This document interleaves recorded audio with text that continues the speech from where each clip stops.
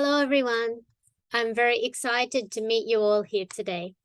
I hope that we have a great conference, and I'm looking forward to meeting you and hearing your presentations.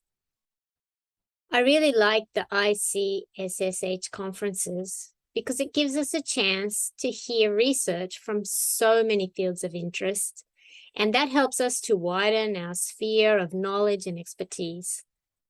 Please allow me to share some of my most recent action research in the field of linguistics.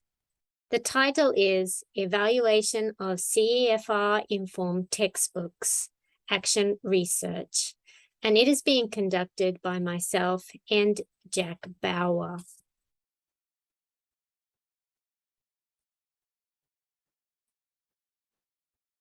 So first of all, what is the CEFR?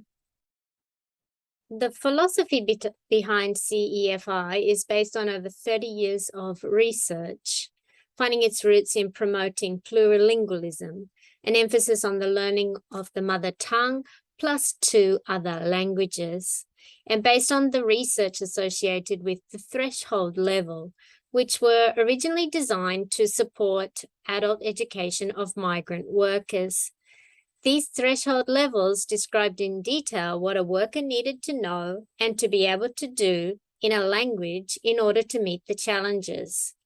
Its aim is to facilitate reflection on the various dimensions of language education, such as curricula, syllabus, textbooks, and examinations, to promote understanding across education systems of the Council of Europe member states. The 3 core elements of the comprehensive learning system, which was added in 2020, are 1, curriculum, 2, delivery, and 3, assessment. So here you can see the graph of the CEFR levels, which goes from A1, which is a breakthrough of the basic user, right through the 6 steps through to mastery, which is C2 of a proficient user. It is not a test-based level achievement like the TOEIC test and so on, but rather gives descriptions and can-do statements about what a learner at that level should be able to achieve.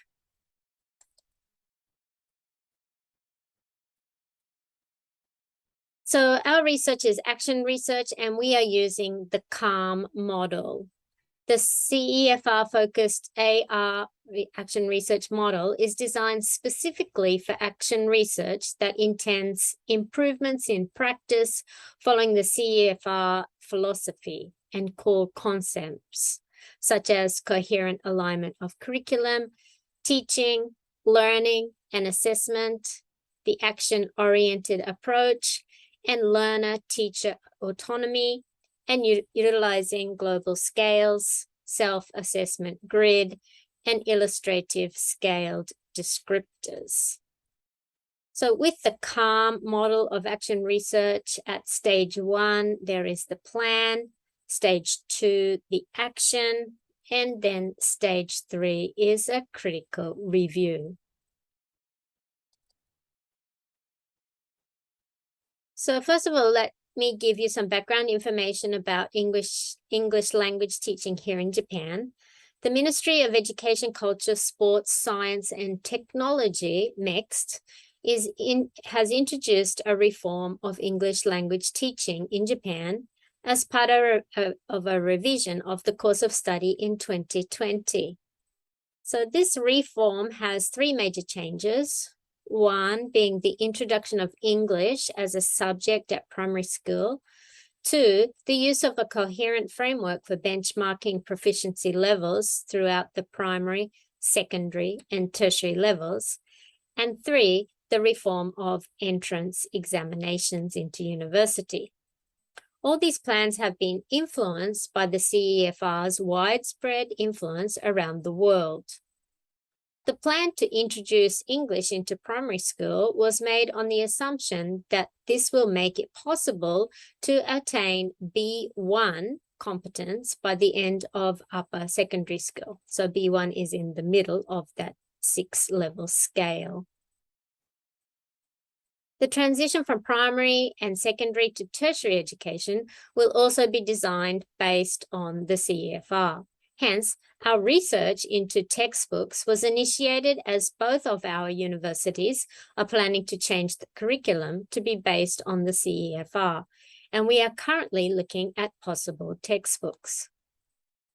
Finally, the MEXT encourages the use of CEFR-based 4 skills proficiency tests in place of the existing university entrance exams, focusing mainly on listening and reading. All of these transitions will be carefully monitored by a nationwide survey of secondary school students' English proficiency.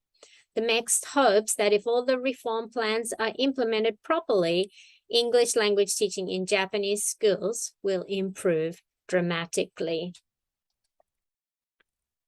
For the purposes of our research, we have used these definitions of a learner and language learning. So language learners are plurilingual, pluricultural beings who are considered as social agents. Language learning should be directed towards enabling learners to act in real-life situations, expressing themselves, and accomplishing tasks of different natures. Accordingly, these definitions influence decisions concerning pedagogy and curriculum development. Next, let's have a look at the literature review of textbook evaluation. So Cunningsworth and Ellis declared that textbook evaluation helps teachers move beyond impressionistic assessments, and it helps them to acquire useful, accurate, systematic, and contextual insights into the overall nature of textbook material. Tomlinson contends that textbook evaluation, on the other hand, is an applied linguistic activity through which teachers, supervisors, administrators, and material developers can make sound judgments about the efficiency of the materials for the people using them. Now let's look at the literature review about textbook grading flaws. Despite the importance of grading language textbooks for teaching and learning, few studies have addressed the issues of consistency, accuracy, and efficiency in the grading of texts. Based on the CEFR framework and the analytical tool, CRIE-CFL, this study examined the accuracy and consistency of text grading within and between textbook series. Based on their linguistic feature analysis, Sung found that most of the textbooks they examined did not use the linguistic features reflected of their corresponding proficiency levels. The language used in these textbooks does not always increase in difficulty as the level increases. Their analysis also showed that even textbooks labeled with the same CEFR level yielded different values in terms of their linguistic features, therefore indicating a varying level of difficulty. The results of this study called for a standardized system for educators to use in determining the difficulty level of teaching materials, as manual text grading is no longer effective or reliable.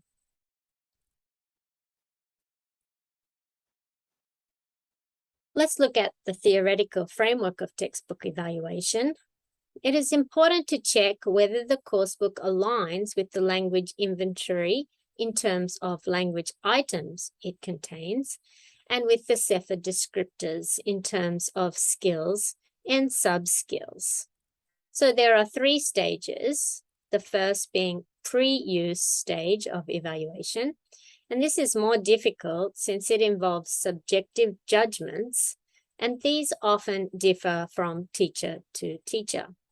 For this reason, group evaluations are often useful. In the second stage, the in-use evaluation involves the strengths and weaknesses. And finally, the post-use evaluation, We are currently at the in-use evaluation stage.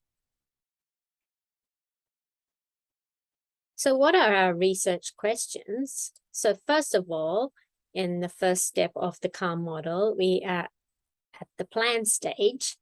And our questions are, what criteria are suitable for choosing CEFR-informed textbooks? Number 2, what weighting should be given to each textbook selection criteria?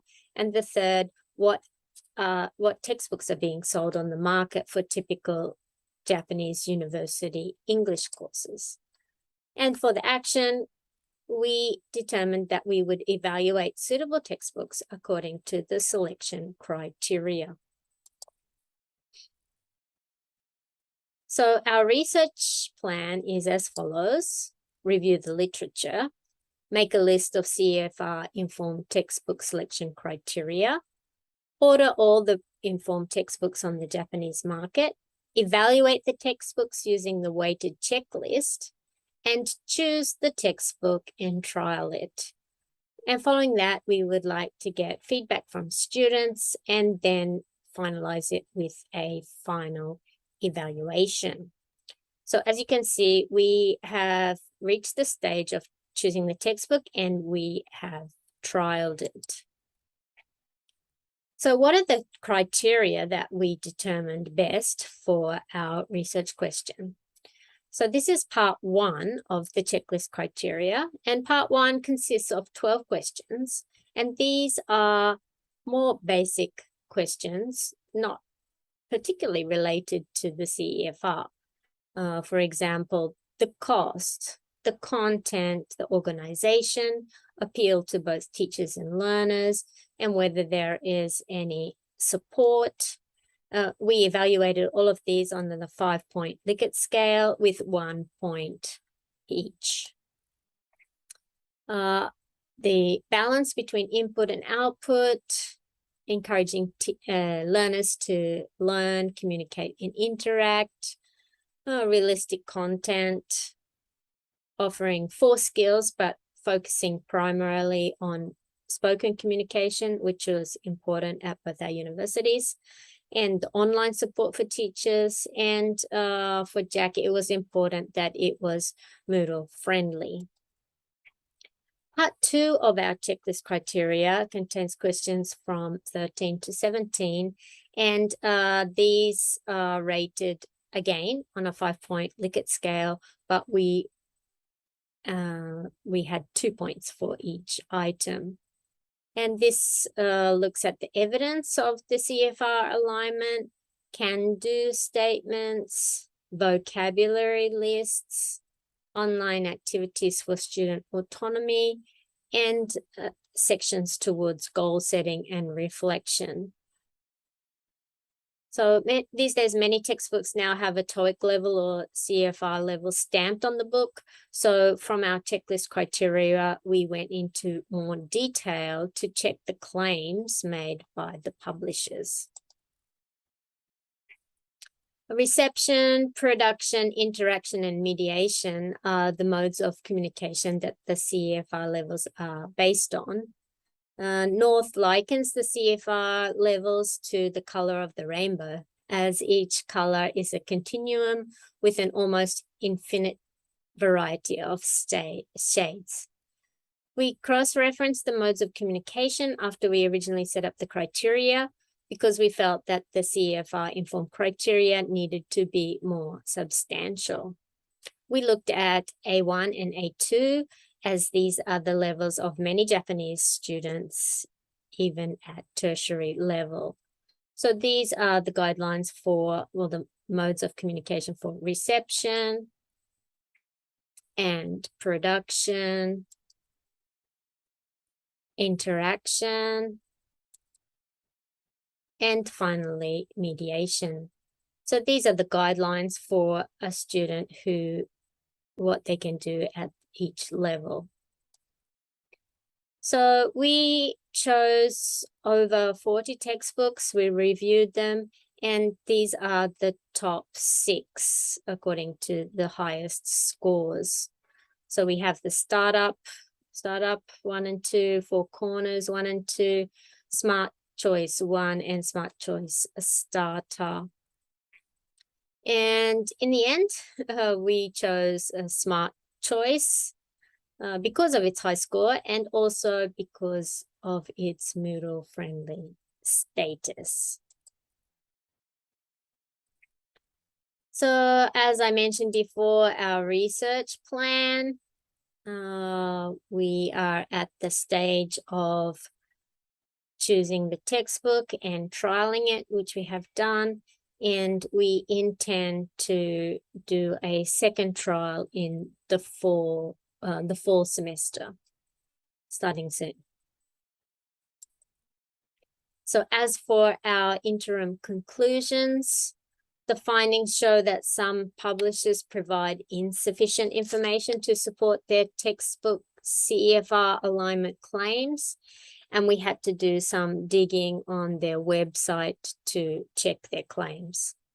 Also of interest is that ultimately the practical features such as the usability of the textbook with low motivation students, the textbook price, and availability of supplementary resources ultimately outweigh the importance of CEFR alignment.